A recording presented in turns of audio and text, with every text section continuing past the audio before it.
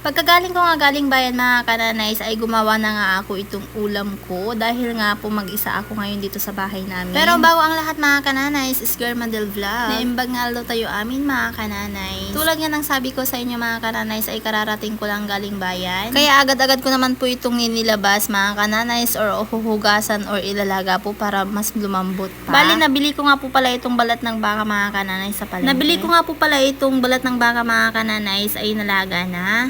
At dahil nga nung binili ko ay kararating ko mga kananays, inilagay ko agad sa freezer. Kaya nilaga ko ulit mga kananays at ito na nga maghihiwa na nga tayo sa mga oras na to dahil nga po tanghali na. Tulad nga po ng sabi ko sa inyo mga kananays ay mag-isa lamang po ako dito sa bahay namin. Dahil yung mga anak ko mga kananays ay nasa school sila ay nagbaon na rin sila ng kanilang mga lunch. Sa tuwing may nilalakad po kasi ako mga kananays ay pinagbabaan ko na po talaga sila ng kanilang mga lunch. Lalo na pag alam kong tanghali na ako makakauwi or makakabalik dito sa bahay. At ito na nga, nag-slice na nga ako mga kananays, ay tignan nyo naman ay napakalambot na. Natapos ko na nga po palang hiwain mga kananays, kaya ito na po lahat. Hindi man konti pero sakto lang dahil nga po mag-isa lamang po ako kakain dyan ngayon. May idea na po ba kayo kung ano po yung gagawin ko dito sa balat ng baka? Nag-slice na nga po pala ako dyan ng sibuyas mga kananays. Nung natapos ko na nga mag-slice ng sibuyas ay sinunod ko naman po itong kalamansi. Ang tawag po sa ginagawa ko mga kananays ay kinilaw. Yes, kinilaw na balat ng baka. Masarap po ito mga kananay sa mga mahilig sa mga kinilaw dyan. Ayan, masarap pang pulutan, pang ulam. Pero para sa akin mga kananay ay syempre pang ulam ko at hindi naman po ako nainom ng mga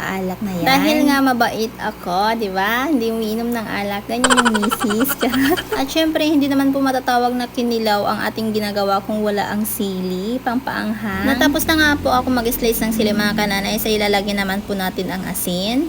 Isunod naman po natin ang konting bitsin mga kananays at konting paminta. At maglalagay din po ako ng konting magic sarap at mas lalo pang mas masarap ang ating kinilaw today. Habang ginagawa ko po ang kinilaw mga kananays ay sobrang natatakam na po ako. At sobrang bango niya, lalo na yung nailagay ko na yung kalamansi, sibuyas at saka sili. At halo-haloin lang po natin ng mabuti mga kananays. Nung tinikman ko nga ay sobrang anghang. Kung mapapansin nyo mga kananays ay kanina ay maraming sili. Pero nung tinikman ko ay sobrang anghang kaya inalis ko po yung mga sili mga kananays. Nung natimplahan ko na nga po yung kinilaw na ginawa ko mga kananays ay pinainit ko naman po itong natira naming pinapaitan. Syempre pinapaitan din po ito ng baka mga kananays. Pinainit ko na nga mga kananays para hindi po masira. O diba mga kananays, tara samahan nyo naman po akong kumain. At bago na naman po matapos ang aking video mga kananays, don't forget to subscribe my YouTube channel and don't forget to share and like. Thank you everyone. Thank you for watching.